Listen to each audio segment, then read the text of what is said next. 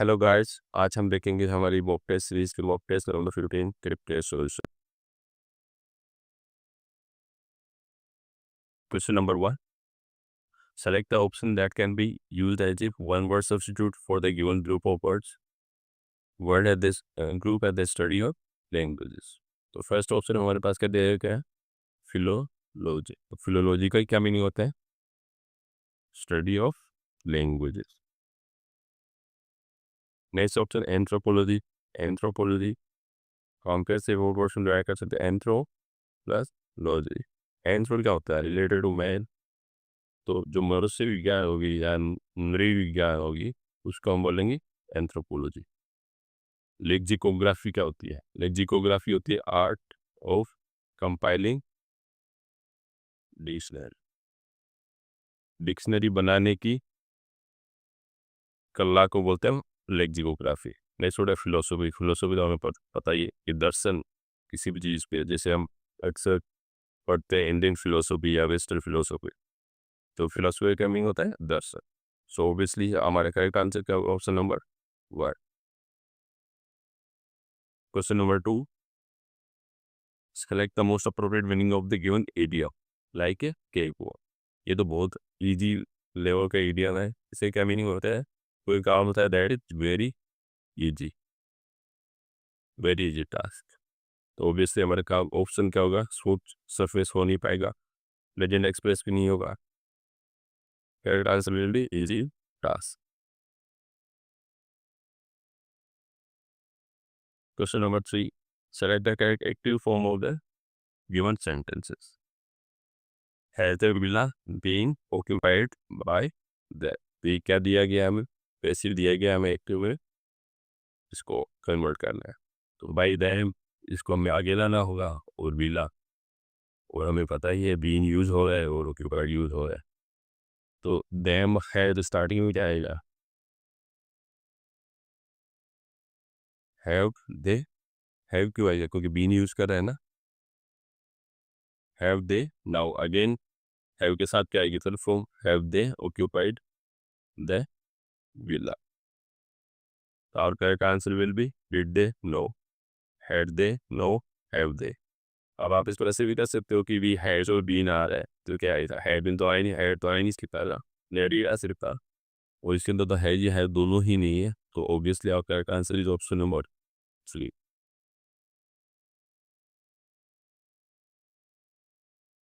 Question number 4, select the most appropriate meaning of the given idiom. कहते हैं poor figure. कहते हैं poor figure का क्या मीनिंग होता है? अपनी खराब छवि बनाना। आपको किसी मीटिंग में गए, वहाँ अच्छे से बिहेव नहीं किया, तो यू का टेस्ट पुअर फिगर, जैसा आपने सबके सामने जाहिर कर दिया कि आप नॉलेज नहीं है। तो इसका करेक्ट आंसर क्या होगा? Option number, in a poor state to put a good impression, no, to put a bad impression. Bad physical form इसका आंसर नहीं होगा। Bad answer will be option number 3।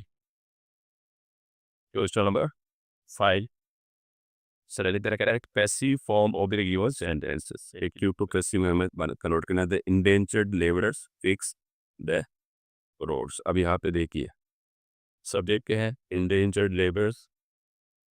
Road क्या है? ऑब्जेक्ट। और कौन सा इसके अंदर यूज हो रहा है? कौन से टेंस में बात हो रही है? प्रेजेंट टेंस की बात हो रही है। Fix the labourers, fix the road. तो उसे हम कैसे कन्वर्ट करेंगे?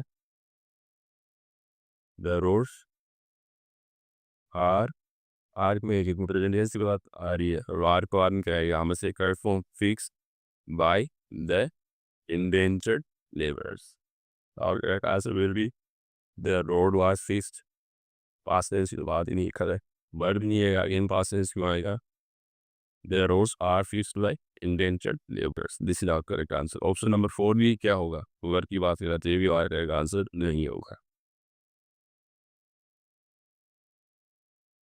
Question number 6, the following sentence has been split into 4 segments. Identify the segment that contains a grammatical error. The manager told her that she should be a bit more careful while executed the orders of the job. अब देखिए, ये sentence कौन सा tense में चल रहा है? The manager told her, past tense में, she should be a bit more careful while executed the orders of the company. अभी मैनेजर उसको बताया है कि फ्यूचर में उसको केयरफुल रहना है, तो यहाँ पे एग्जीक्यूटेड कैसे आएगा? और जब यहाँ पे व्हाइल यूज हो रहा है, तो व्हाइल के साथ में हमेशा क्या आएगा? पार्टिसिपल यूज होगा। थर्ड फॉर्म यूज होगी, आई एन जी वाला यूज होगा, तो क्या होगा? While executing. तो हमारा क्या आंसर क्या होगा? Option number 4, careful while executing होना चाहिए। Right answer.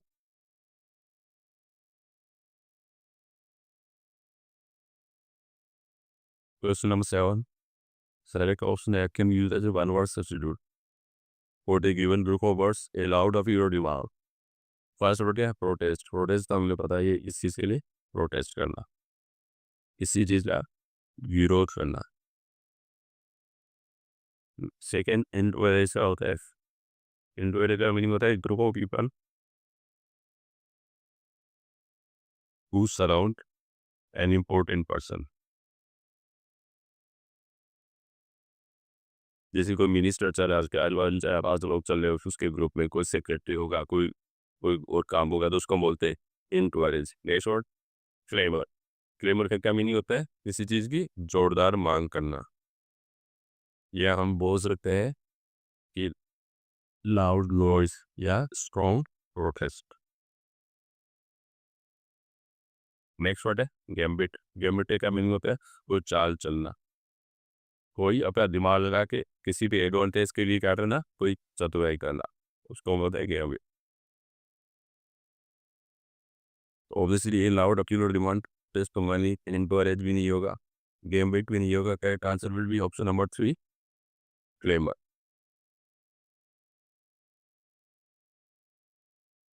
Select the sentence that contains low spelling error. He squeezed hysterically after seeing an accident. He squeezed hysterically. He squeezed hysterically. He squeezed hysterically। अब हमें क्या पता करना है? इनमें भी हमें देखना है कि hysterically की कौन सी स्पेलिंग सही है। हमें ऑलरेडी पता है hysterically की कमी यही होता है। तो S T E R I E S double L Y. तो इसके हिसाब की तो हमारा ऑप्शन नंबर 23 करेक्ट ऑप्शन, इसके अंदर कोई स्पेलिंग मिस्टेक नहीं हुई।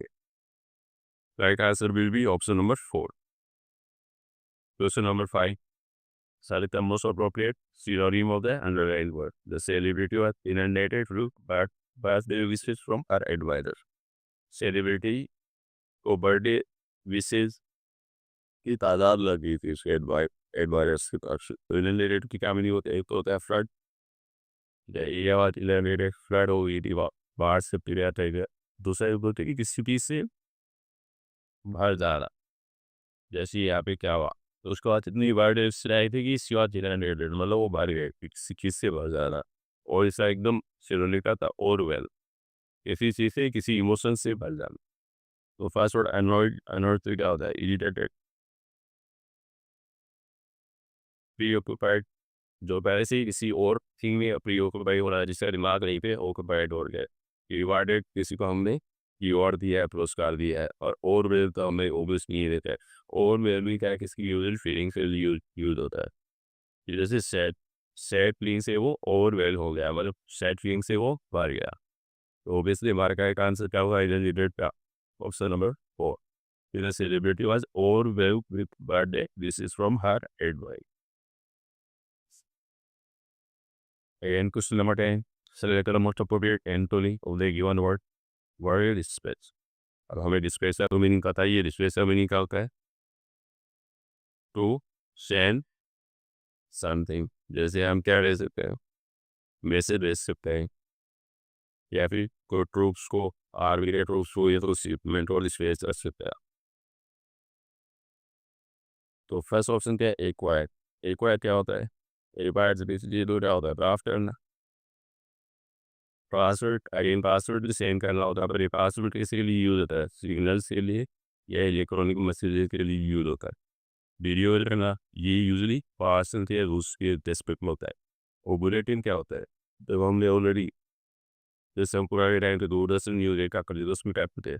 समाचार मीडिया इस न्यूज़ पेपर लेडी ने आता है स्वागत और लेडी ने होता है शॉर्ट न्यूज़ आइटम या शॉर्ट ऑफिशियल स्टेटमेंट की हो सकता है।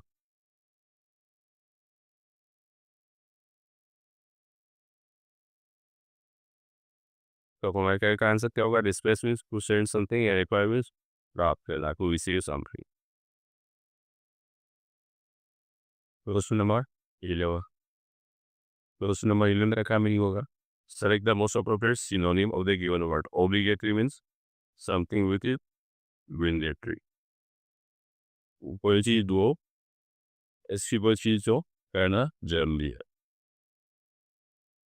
फर्स्ट अननेसेसरी, अननेसेसरी का मीनिंग हुआ लौटने से जरूरत नहीं है जिसकी। देखिए कंपल्सरी, कंपल्सरी का क्या मीनिंग होता है? ये दो चीज हमें करना जरूरी है। तो क्या का answer will be option number 2। Question number 1, here is the parts of the sentence in correct order. First, make spectacular expansion of electrification of the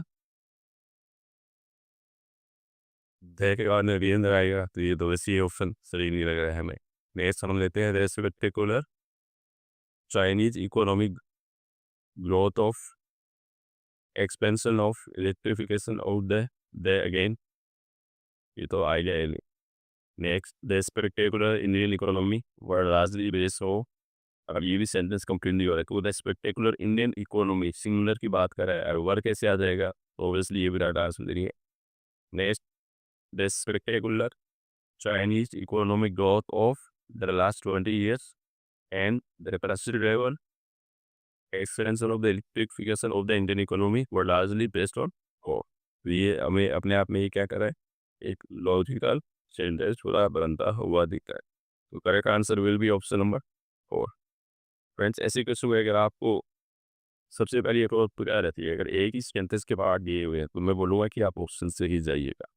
तो यूज़ करने का होता है कि सेंटेंस को एक ही सेंटेंस के पार्ट है तो कहीं पे ग्रामेटिकल मिस्टेक्स होगी, कहीं पे कंटिन्यूटी नहीं होगा, किसी में सब्जेक्ट वर्ब एग्रीमेंट नहीं होगा, किसी में टेंस का मिसमैच होगा, तो आप वैसे इसको क्लियर कर पाओगे। अगर अलग अलग सेंटेंस दिए गए हैं प्रूफ सेंटेंस और उससे पैराग्राफ बनाना है तो मैं बोलूँगा उसमें आप क्या करने की कोशिश है, उसमें आप आइडेंटिफाई करने की कोशिश किया करो कि इंट्रोडक्शन कौन सा और कंक्लूजन कौन सा। अगर इंट्रोडक्शन वैसा कौन सा होगा जो एक जनरल आइडिया को इंट्रोड्यूस करता है, फिर उस आइडिया को क्या करेगा? सब्सटेंशिएट करेगा, फिर उसके एक दो रीजन देगा या कोई उसकी कॉन्सिक्वेंस देगा, कंक्लूजन आएगी।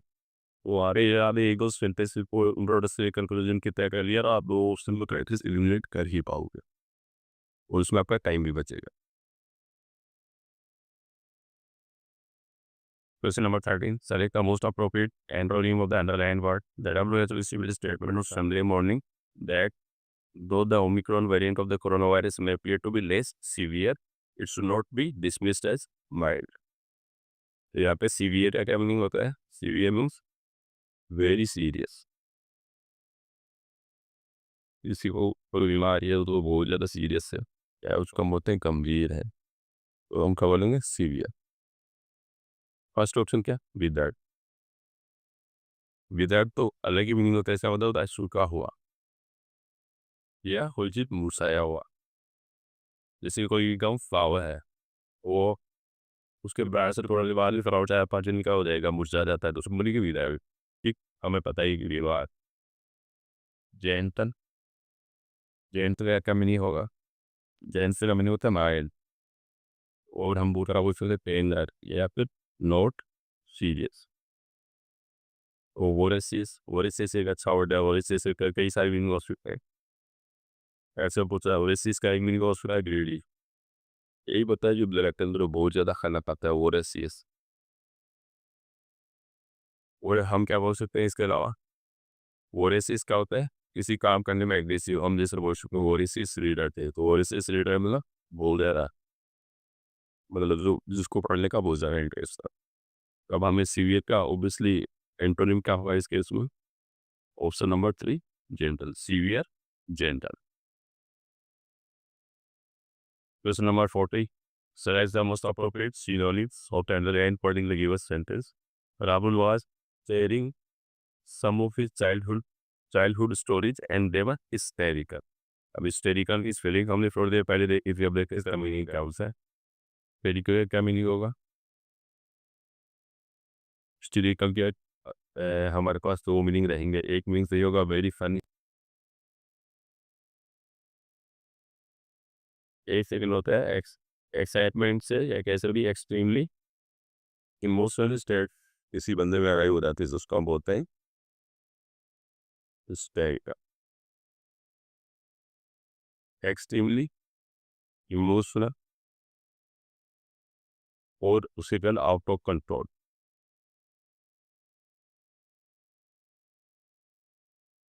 उसको हम क्या बोलेंगे? हिस्टेरी। तो फर्स्ट क्वेश्चन क्या है? Emotional. Rahul was sharing some of his stories and they were certain dangerous, hard, funny, and report is scary. तो अभी हमने देखा इसका क्या मीनिंग होता है? Very funny. तो करेक्ट आंसर क्या होगा इसका? Funny. Question number 15, select the most appropriate meaning of the underlined idiom in the given sentence. Being an ardent professor, the lawyer always kept his clients at an arm's length. Since जो वकील था वो एक professor था, तो उसने अपने clients को हमेशा एट एन आर्म्स लेंथ ही रखा। एट एन आर्म्स लेंथ में क्या होता है? At a safe distance. Means वो उसके साथ में क्या करेगा? फ्रेंडशिप नहीं करेगा, उसको क्लाइंट की तरह ही देखेगा और जो क्लाइंट की जो इन्फॉर्मेशन थी वो किसी और को पास और नहीं करेगा। तो उसका करेक्ट आंसर क्या होगा? Option number 2, at a distance. Question number 16. Select the most appropriate option that can substitute the underlined segment in the given sentence. Not only is my brother intelligent, though hardworking. कि मेरा जो भाई है वो intelligent ही नहीं है but hard working भी है। अब हमें इसमें क्या हम देखना है? नॉट ओनली के बाद में हमें सिखाते हैं हमेशा ही बट का यूज होता है, और ये किसके लिए यूज होता है? जब दो पॉजिटिव क्वालिटी हमें बतानी हो तो उसके लिए यूज होता है। जैसे हमारा रहेगा not only my brother intelligent, again positive quality है, but hard working too, hard working भी है। तो करेक्ट आंसर क्या होना चाहिए? Option number 2, but hard working too. Question number 17. Select the most appropriate synonyms of the underlying word in the given sentence. The perils of smoking tobacco can never be ignored. तंबाकू या cigarette पीने के नुकसान को कभी भी नज़रअंदाज नहीं किया जा सकता। तो पेरिल क्या होगा? डेंजर, कोई चीज़ डेंजरस हो। पासवर्ड क्या दिया है हमें? डिलाइस। तो डिलाइस का क्या मीनिंग होता है? कोई चीज़ तो उन्होंने आनंद देता हो गया, उसी का मौके डिलाइस। इससे हमें वर्ड का में बना है डिलाइटफुल। नेक्स्ट वर्ड बेनिफिट्स, फायदा। हजार क्या होते हैं? नुकसान। कोई भी चीज़ डेंजरस हो, डेंजर। और ह्यूमिलिएशंस क्या होता है? अपमान या शर्मिंदगी। कोई काम में आपको ह्यूमिलिएशन हुआ, शर्मिंदगी महसूस हुई, तिरस्कार हुआ आपका, तो उसको बोलेंगे ह्यूमिलिएशन। ऑब्वियसली पेरिल का आंसर क्या होगा? डिलाइट तो सर का वैन पर नहीं, बेनिफिट्स भी नहीं होगा। करेक्ट आंसर भी option number 3, हजार्स। Question number 80. Select the option that can be used as a one-word substitute for the given group of words. What who mediates in a deal or hopeless situation. कोई deal करवाने में या फिर कोई क्या situation loss करने में जो मीडिएट करता है। मीडिएट क्या होता है? मध्यस्थता, मध्यस्थ, दो लोगों के बीच में जो न्यूट्रल लेके डील करवाता है उसको क्या बोलेंगे? फर्स्ट वर्ड क्या है? इक्वलाइजर।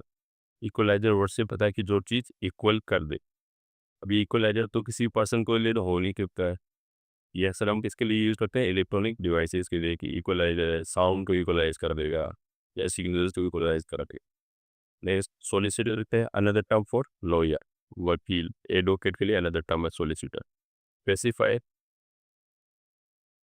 स्पेसिफाई का मीनिंग होता है कि स्पेसिफाई क्या होता है? सॉल्व करना किसी चीज़ को।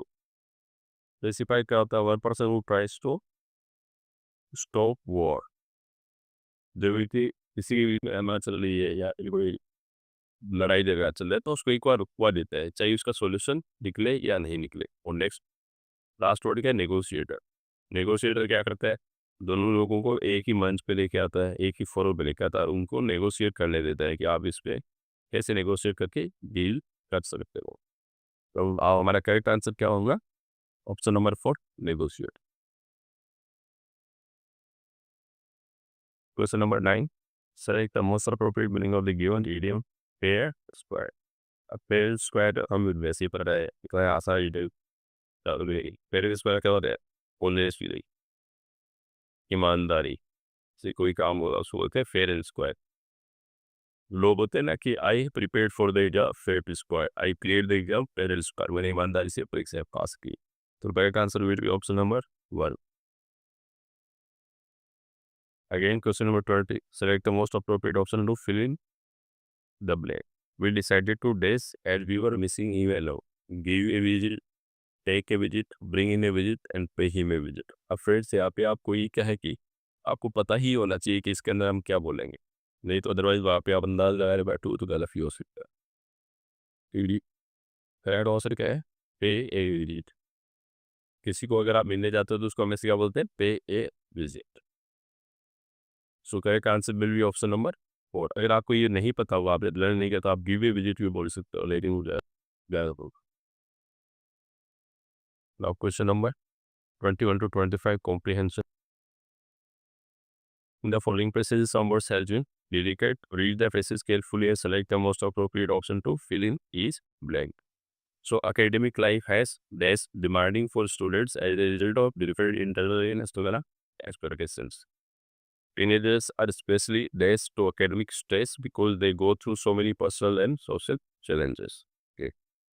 As a result, designing effective and efficient base solutions require a thorough understanding of the causes and consequences of academic stress.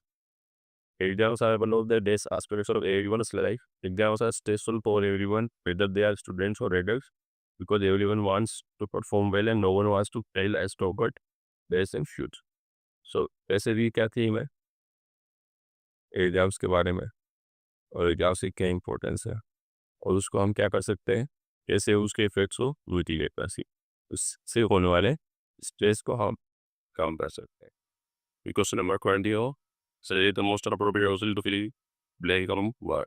So academic life has days demanding for students as a result of different internal and external expectations. So academic life has becomes, has became, has become और become। अब हमें पता है has के साथ क्या आएगा? Third form आएगी। तो हर का आंसर क्या होगा? ऑप्शन नंबर 1 है बिकम। बिकम्स तो आ ही नहीं सकता है, बिकेम पास्ट नहीं आएगा, आईएनजी नहीं आएगा। तो correct answer will be option number 3।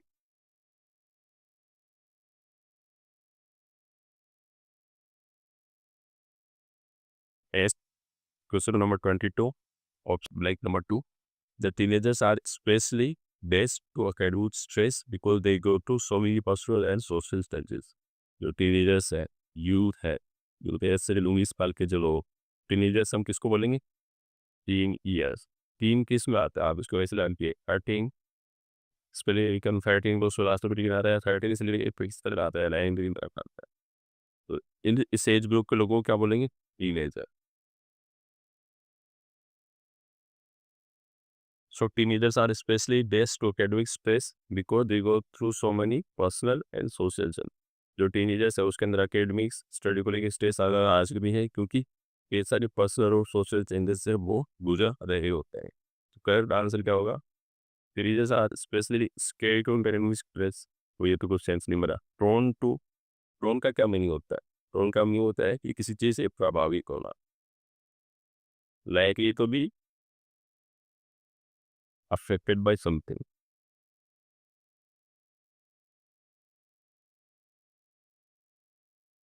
या फिर क्या हो सकता है कि as a result teenagers are especially prone to economic stress हो सकते हैं, liable और रेजिस्टेंस का होता है किसी चीज़ का विरोध। मेरे सेंटेंस की ओवरऑल थीम के ही अगेंस्ट में है, तो obviously correct answer will be prone. Option number 2।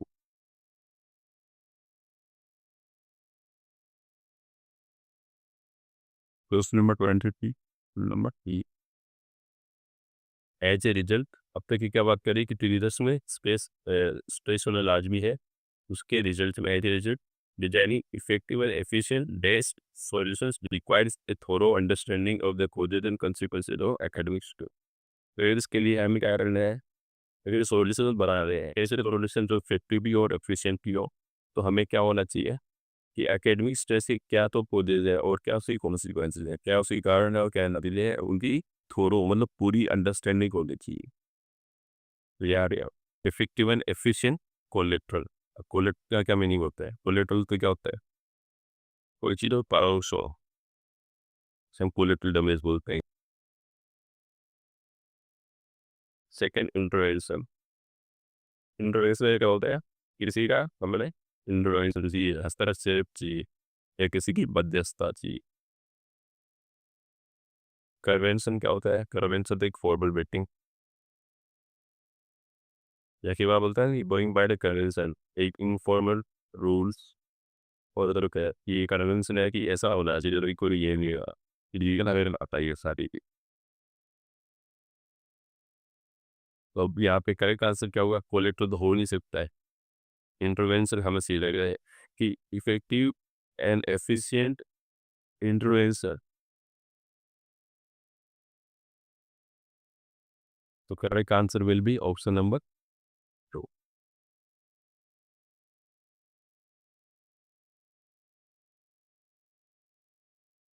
Question number 24, select the most appropriate option to fulfill blank number 4.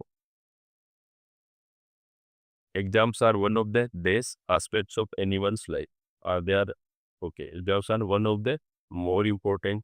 ठीक है, but more important is not grammatically that one of most important are the most ठीक है, ठीक है तो क्या होता है? उत्सुक, ठीक है सर, तो more crucial, ये होता है। Crucial means important, most crucial means सबसे important और more urgent, more कैसे आएगा? तो our correct option will be most crucial.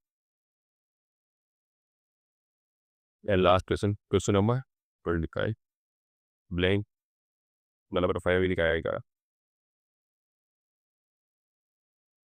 Exams are stressful for everyone. Exams हर किसी पे नहीं स्ट्रेसफुल रहते हैं, वेदर दे स्टूडेंट्स और एडल्ट्स, चाहे वो बच्चे हो या फिर बड़े लोग हो, क्योंकि because everyone wants to perform well. कोई व्यक्ति क्या करता है, he wants to score good marks and no one wants to fail. कोई भी फेल नहीं होना चाहता। As to avoid this in future, as to avoid, first क्या होता है? एम्बिग्यूटी। एम्बिग्यूटी क्या होती है? Lack of clarity.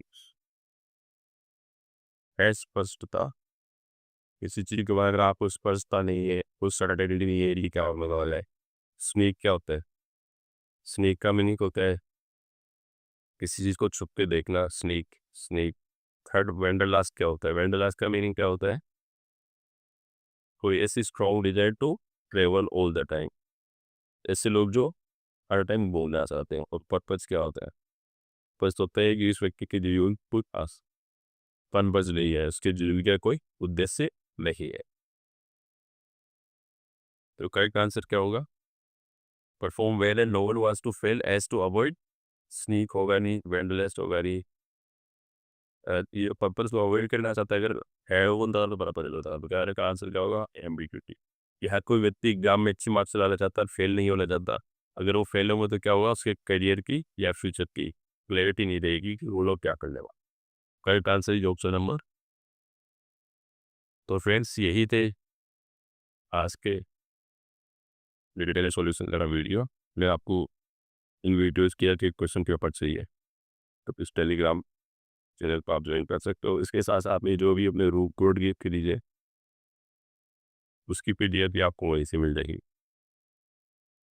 अगर कंटेंट अच्छा लगा तो सब्सक्राइब जरूर कीजिए, लाइक कीजिए, इस वीडियो को मैक्सिमम अपने फ्रेंड्स के साथ शेयर कीजिए। जिससे ज़्यादा आप शेयर करेंगे उतना ही वो जो मोटिवेशन मिलेगा और वीडियो बनाने के लिए।